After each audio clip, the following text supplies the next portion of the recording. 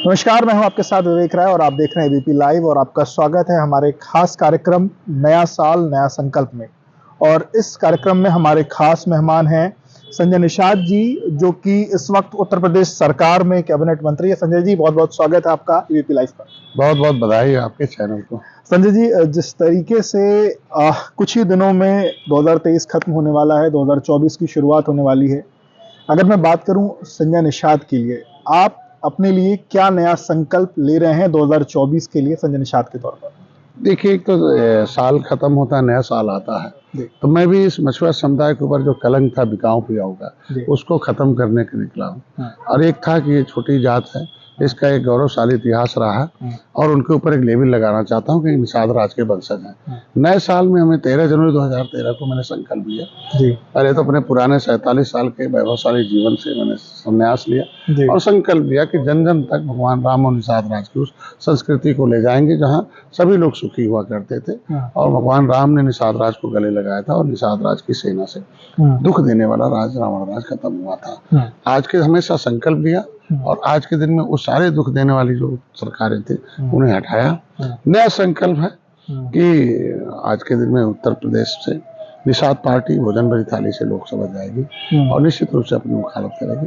जिस तरीके से त्रेता में एक इतिहास रहा कि आज के दिन में याद किया जाता है कि भगवान राम को पार उतारा था निषाद राज गुहराज महाराज नत्थालाल खेवट ने श्रृंगवीरपुर धाम में उसे ऐतिहासिक स्थल घोषित कराने में कामयाब हुए। हम लोग पर्यटक स्थल घोषित हुआ।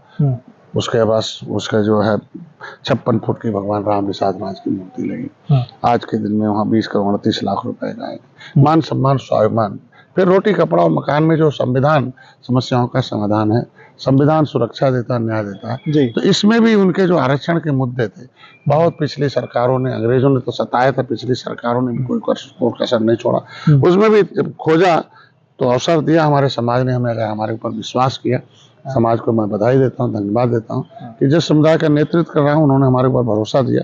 तो मैंने उनके जो रिकॉर्ड थे, प्रमाणिक दस्तावेज थे, उसको मैंने खोज के निकाला और पिछली सरकारों ने उसे गायब कर रखा था। उनके खिलाफ मुकदमा लिखा है, पब्लिक फाइल 4/50, जिसमें संविधान बनने से पहले हो कि लेदरमैन, वाटरमैन, फिशरमैन कौन है, ये अनुसूचित जाति से सुरक्षित थे, खानदानी सुरक्षा। तो मेरा संकल्प यही है कि फिर से मोदी जी के साथ रहकर उनको सत्ता में लाना है। और इतिहास रहे कि निषादों ने भी जिस तरीके से त्रेता में पार उतारा था, जिस तरीके 2019 में सपा बसपा एक हो गई थी, फिर भी मैं मोदी जी के साथ खड़ा हुआ और जीत दर्ज हुआ। तो इस बार विशेष रूप से जिस तरीके से अपर कास्ट और महिलाओं ने जीत का एहसास कराया मोदी जी को, और मोदी जी ने फिर अपर कास्ट के लिए भी 10%, महिलाओं के लिए 33% लिखा।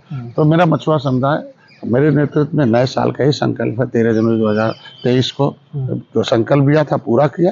अभी फिर 2024 में 13 जनवरी 2024 को हम लोग रमादेवी पार्क में फिर संकल्प लेने आ रहे हैं। 13 जनवरी का आप जिक्र कर रहे हैं, 13 जनवरी किस लिहाज से खास है? 13 जनवरी के हम हमेशा नया संकल्प लेते हैं। एक तो पुराना संकल्प दोहराते हैं कि उसे पूरा करना है, जन जन तक उस पुरानी हमारी संस्कृति है, हम थे क्या थे, हम पहले राजा थे, पहले हम देने वाले थे, सबको सुख देते थे और फिर दुनिया में व्यापार थे, समृद्धिशाली थे, धन धान्य था, सब कुछ था। वो संकल्प लेते कि राजनीति में हम अब शिकार नहीं हिस्सेदार बनेंगे, तो उसको हम धीरे धीरे पूरा कर दें। नया संकल्प यही है 13 जनवरी 2024 का कि लोकसभा में विधान निषाद मैं 13 जनवरी की तारीख का आप जिक्र कर रहे हैं, 13 जनवरी को क्या विशेष है उस पर? 13 जनवरी को मेरा संकल्प दिवस है, जिसमें हमने कभी 13 जनवरी 2013 को मैंने निषाद राज के किले पर जाकर वहाँ देखा कभी भगवान राम रात्रि विश्राम किए हों और उस पेड़ के नीचे और दुख देने वाले राज को खत्म करने गंगा पार किए हों निषाद राज की सेना में। तो मैं हर साल सेना बनाता हूँ, उनके साथ संकल्प लेता हूँ।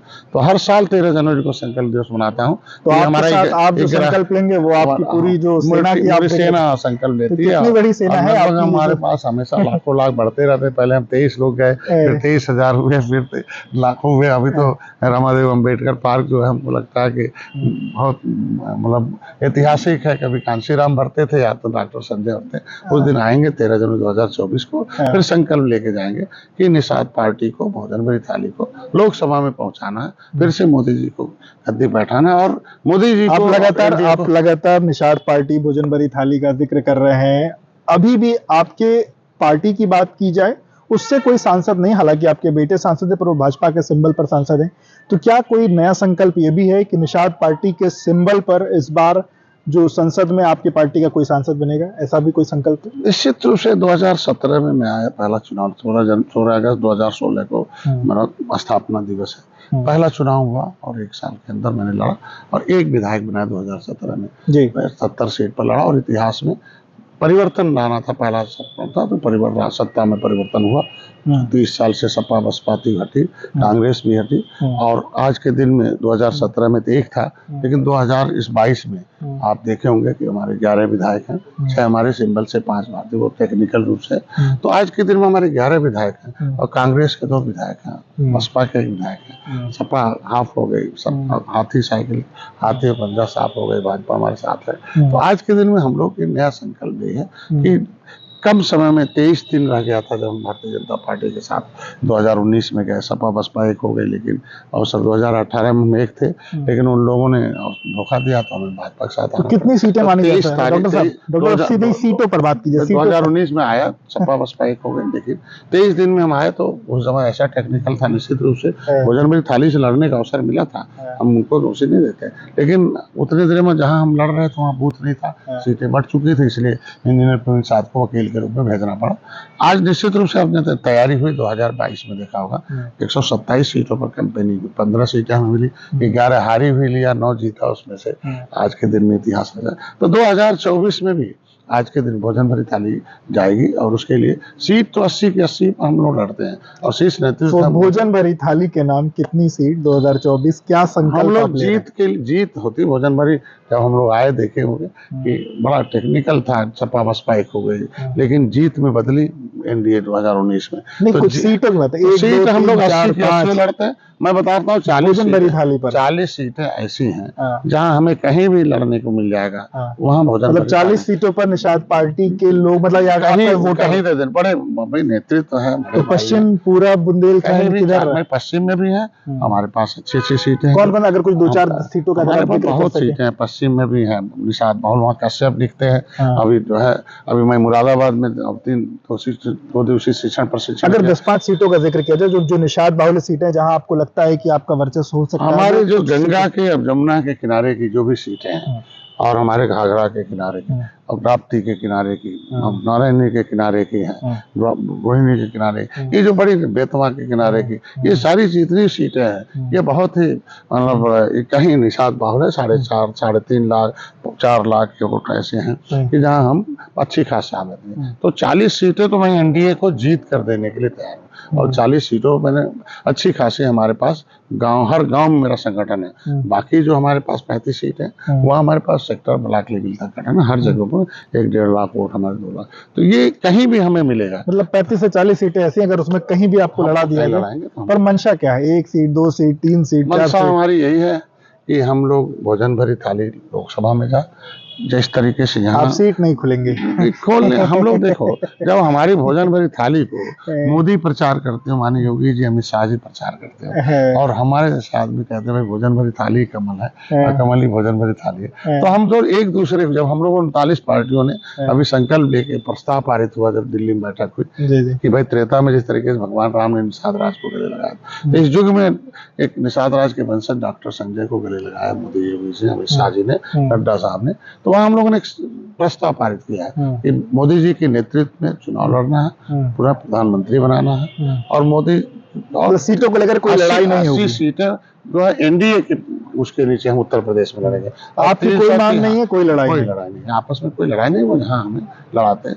अच्छा संजय जी, ये बताइए, ये संकल्प तो राजनीतिक हो गया, चूंकि आप कैबिनेट मिनिस्टर हैं और मत्स्य विभाग आपके पास है, आपके डिपार्टमेंट को लेकर के कोई संकल्प आप लेना चाहेंगे 2024 के लिए? कैसे अपने डिपार्टमेंट में क्या नया करने वाले हैं, क्या नया संकल्प लेंगे अपने डिपार्टमेंट? देखिए, कहा जाता है मत्स्य अवतार था, एक समय अवतार आया था, मत्स्य अवतार था, और उस समय लोग नदियों पर निर्भर थे, नदियों से व्यापार होता था जी।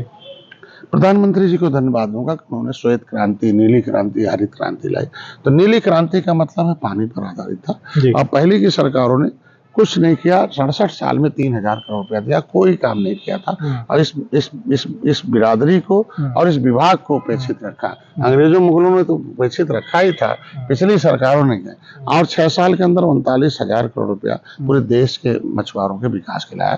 तो प्रधानमंत्री मत्स्य संपदा नाम जो है, सामूहिक दुर्घटना बीमा, किसान क्रेडिट, फिशरीज क्रेडिट कार्ड, मुख्यमंत्री संपदा योजना और मछुआ कल्याण कोष है, निषाद राजबोट योजना। तो ये नीतियों से भला होता तो मैं ऐसी नीति बना। आज उत्तर प्रदेश सर्वोत्तम प्रदेश बना है। तो आज के दिन में मैं इंग्लैंड में फिशरीज मतलब इंग्लैंड में उत्पादन में उत्तर प्रदेश सर्वोत्तम। मैं अपने मत्स्यपालकों को, अपने अधिकारियों को धन्यवाद देता हूँ कि उन्होंने। तो क्या 2024 में कुछ नए आयाम निश्चित रूप से अब उत्तर प्रदेश को मछली पर आत्मनिर्भर बनाना है। और पूरे देश में तो इंग्लैंड में है ही है, हमें उत्तर प्रदेश से हम दूसरे प्रदेशों में एक्सपोर्ट, अभी कुछ ही अगल बगल के प्रदेशों में जाते हैं। हम चाहते हैं कि उत्तर प्रदेश से पूरी दुनिया में हम मछली की सप्लाई करें। अभी कहाँ एक्सपोर्ट कर रहे हैं उत्तर प्रदेश? अभी उत्तर प्रदेश से दूसरे प्रदेशों में जाता है, जैसे हमारा हरियाणा है, दिल्ली है, राजस्थान है, उत्तराखंड है, आपका उधर बिहार जाता है, अगल बगल के पड़ोसी प्रदेशों में हम देते हैं। लेकिन अभी तो हम लोग आंध्र प्रदेश पर निर्भर थे, अब धीरे धीरे उनकी निर्भरता खत्म हो गई। अब हम खुद उत्पादन में आगे आ रहे हैं। जब उत्पादन क्षमता की बात है सर, कितना उत्तर प्रदेश में क्या आज के दिन में हमने देखो 1.5 साल के अंदर 1.5 गुना उत्पादन किया। मत्स्य बीज में तो 189% का हमने जो है निगम के द्वारा मत्स्य बीज के उत्पादन में। आज ही कम से कम माननीय चौधरी चरण सिंह के जयंती के अवसर पर 10 मत्स्यपालकों को उत्तर प्रदेश में अभी हम लोगों ने अवार्ड दिया कि अच्छे। तो आज इस विभाग को सर्वोत्तम विभाग बनाना, क्योंकि देखिए धन की देवी लक्ष्मी जो है वो कमल पर होती है और कमल पानी में होता है। इसलिए लोगों को अगर आत्मनिर्भर बनना, व्यवसाय करना, तो इसमें रोजगार के साधन है, राजस्व वृद्धि है, प्रोटीन भोजन है। आज के दिन में मछली ऐसा है नहीं कि दूसरे मांस खाने से लोगों के रोग होते हैं, लेकिन इसमें ओमेगा 3 होता है। इसमें सी फूड खाने के लिए दिल के रोगी को कहा जाता है, ओमेगा 3 ब्रेन टॉनिक ही है। तो ये मछली से ढेर सारे हम लोग शुभ मानी जाती है।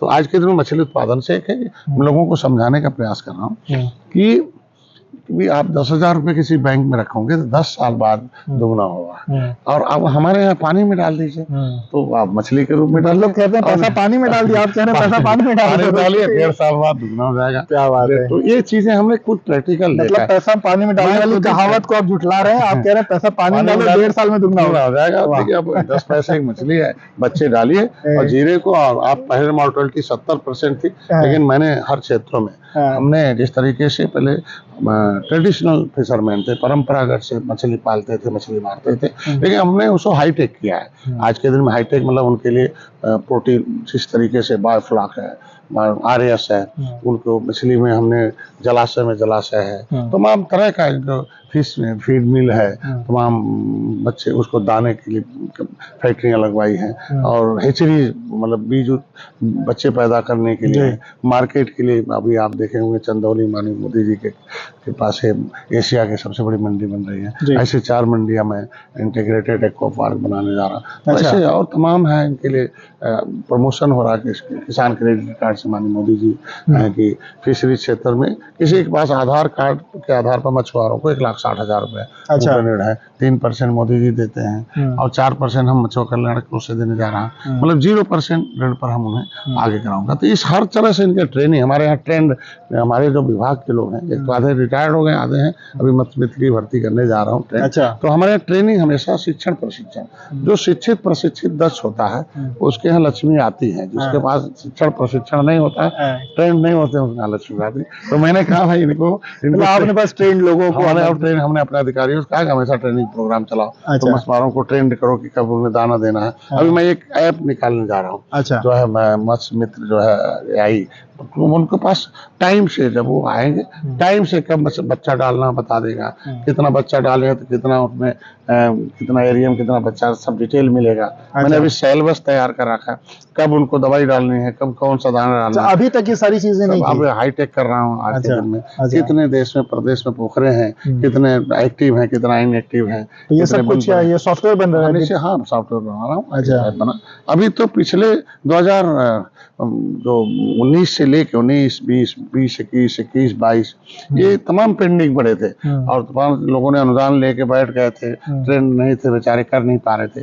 तो मैंने उनको ट्रेनिंग दिलवाया और ट्रेनिंग दिलवाने के बाद कहा कि अगर नहीं काम करते तो 12% वसूली करो। तो अपने आप काम करने लगे कि नहीं पैसा देख रहे हैं वापस देना पड़ेगा, हमने जो अनुदान लिया है। तो अब लोगों को ज्ञान पहले देंगे, फिर अनुदान देंगे, फिर धनवान अपने आप हो जाएंगे। अच्छा, आप धनवान तो बना रहे सर। एक आखिरी सवाल आपसे, जिस तरीके से प्रभु श्री राम का मंदिर 500 वर्षों के संघर्ष के बाद बन रहा है और 22 तारीख को प्राण प्रतिष्ठा भी होनी है, उसको लेकर के तमाम लोगों ने अलग अलग राजनीति करी। हालांकि अभी की जो स्थितियां हैं, सभी ये बात कह रहे हैं कि जिसको आमंत्रित किया जाएगा वो जाएगा। आप 22 तारीख के प्राण प्रतिष्ठा कार्यक्रम को लेकर के क्या कहना चाहिए, क्योंकि आप लगातार निषाद पार्टी के हैं और आप बताते हैं कि निषाद और राम के बारे में भी आप तमाम अलग अलग किस्से कहानियां भी आप कहते रहते हैं। हम मछुआरों के लिए, निषादों के लिए, जो निषाद वंशज है, हमने निषाद वंश की बुक लिखी है। हर साल मेला लगाता हूँ निषाद राज के किले पर। हम लोगों के लिए गर्व है कम से कम मंदिर बन रहा है कि चूंकि अयोध्या में कभी भगवान राम और निषाद राज, एक ऐसा गुरुकुल था जहाँ भगवान राम और निषाद राज एक गुरुकुल में पढ़ते थे, रघुकुल और निषाद राजकुल के, और दोनों सुमंत उनके मामा थे। तो आज जो अगर उनके महामंत्री थे माननीय दशरथ के, तो दशरथ, राजा दशरथ के महामंत्री थे, इनके मामा थे, तो बड़ा रिलेशन था, आत्म बाल सखा थे महाराजा गुरुराज निषाद। इसीलिए तो वनगमन जाने के बाद पहले अपने बड़े भाई निषाद राज से मिले। 5 दिन उनका जन्म 9वीं को, इनका 5वीं को चैत शुक्ल है, इसलिए हम 5वीं को जयंती मना। तो उसे बड़े भाई मिले, उन्होंने कहा भाई आप जंगल जाने की जरूरत नहीं, आइए राजपाट लीजिए, आधा काम करिए। आप कहें नहीं मैं मर्यादित हूँ और मैं वचनों को पालन करने आया। जब उनको पता चला तो रात्रि विश्राम किया। उसको स्वर्ग भूमि कहते हैं निषाद राज के किले। तो अगर भगवान राम का मंदिर बन रहा है तो मान के चलो कितना आह्लादित है, कितना खुश है, कितना भगवान राम के बिना निषाद राज अधूरे, निषाद राज के बिना भगवान राम। तो आज के देखे खुशी से हम लोग यार सारे लोग पूरे प्रदेश में आज अभी से एक तरीके से जगह जगह खुशियां मनाई जा रही हैं, तैयारी हो रही है। और वो मान के चलो कि एक इतिहास रहा है कभी कि वो फिर से चाहते हैं कि उस जमाने में त्रेता में भगवान राम निषाद राज, पर एक इतिहास रहा कि 14 वर्ष थे निषाद राज ने सेना दिया, रावण राज 14 वर्ष बाद वापस आए, राज्याभिषेक हुआ। तो राज्याभिषेक के बाद पहली बार कैबिनेट में जब बैठक की तो अपने निषाद राज को आमंत्रित किया और दोनों लोगों ने जब बैठकर नीति बनाई तो राम राज मतलब सुख का राजा। फिर देखो बिना भेदभाव के, माननीय मुख्यमंत्री जी को धन्यवाद दूंगा, माननीय प्रधानमंत्री को धन्यवाद इसलिए देता हूँ कि उन्होंने अपने नेतृत्व में इस देश को फिर से वहीं पहुंचाया जिस तरीके से सोने की चिड़िया थी। और उस जमाने में निचले पावदान पे रहने वाले लोग, नदी से उजड़े थे, अंग्रेज मुगलों ने उजाड़ा था जिस समुदाय को, कोई पूछता नहीं था। मोदी जी ने नीति बनाकर नदी के किनारे रहने वाले, जंगलों में रहने वाले लोगों के लिए, आदिवासियों को ये किया। तो सबसे बड़ा जिसको भगवान राम गए और बाली को नहीं सुग्रीव को गले लगाया, गले मतलब कमजोर हो। तो आज के दिन में अयोध्या में राम मंदिर बनना हम लोगों के लिए बहुत सौभाग्य, खुशी है देश के लोगों को। और वहाँ हर उनके जितने सहयोगी रहे भगवान राम, अनंत भक्त रहे, अनंत मित्र रहे, सबका वहाँ मूर्ति लग रही है। और भगवान निषाद राज भगवान राम की मित्रता का एक मिसाल भी वहाँ 56 फुट की मूर्ति लग। तो मंदिर ही नहीं बन रहा बल्कि उनके मित्र का किला बन रहा। और उस किले को बनाने के लिए 20 करोड़ 38 लाख रुपए भी अलॉट हो गया और वो पर्यटक स्थल घोषित हो गया। आज के दिन में ये है। तो ये हम लोग आह्लादित है, आप खुश हैं। हम लोगों के साथ क्या पूरा समुदाय, पूरा देश खुश है। आखिरी सवाल 80 में से कितनी सीटें 2024 में? 80 मत कहिएगा, कुछ सीटें किसी को कुछ दे दीजिएगा, मतलब ऐसा है, लोकतंत्र है। कितनी सीटें आप जीतने का लक्ष्य बना? अभी तो हम लोगों ने पूरे प्रदेश में, जैसे देखे होंगे आप, मैं मध्य प्रदेश और छत्तीसगढ़ पिछली बार चुनाव लड़ा था, लेकिन इस बार मैंने सहयोग किया। और मैं राजस्थान में ही चुनाव लड़ा था। लेकिन मछुआरे हर जगह है और हमने सहायता मतलब अलायंस तो पूरे 330 पार एनडीए सरकार हम लोगों ने तय कर रखा। तो आपने देखा मछुआरों ने एक मुश्त तोड़ दिया और ऐतिहासिक जीत भी मध्य प्रदेश है। तो फिर हम लोगों ने जो लक्ष्य निर्धारित किया है, हम लोग देश के लक्ष्य निर्धारित किए हैं कि 330 पार एनडीए सरकार, 330 पार एनडीए सरकार है। और उत्तर प्रदेश में अभी तो हम लोग भाई 80 पर तैयारी चल रही है। अब देखिए सफलता तो हम लोग तो तय करते हैं, हम लोग जीत के लिए काम करते हैं, हार के लिए काम करते नहीं। जनता की सरकार जनता के द्वारा है, इसलिए हम हर कोई वर्ग नहीं बचा होगा जिसके लिए हम लोग काम नहीं करते हैं। इसलिए हर सीटों पर जीतने की पूरी उम्मीद है और जीतेंगे भी हम लोग। बहुत बहुत शुक्रिया बात करने के लिए। तो आप संजय निषाद जी को सुन रहे थे, जिन्होंने एबीपी लाइव से अपने नए संकल्प के बारे में बताया। इसके साथ ही ये भी बताया कि 2024 के लिए 330 का लक्ष्य एनडीए ने रखा है। अब उसमें 80 में से कितनी सीटें उत्तर प्रदेश देता है, ये यहाँ की जनता तय करेगी। विवेक राय, एबीपी लाइव के लिए।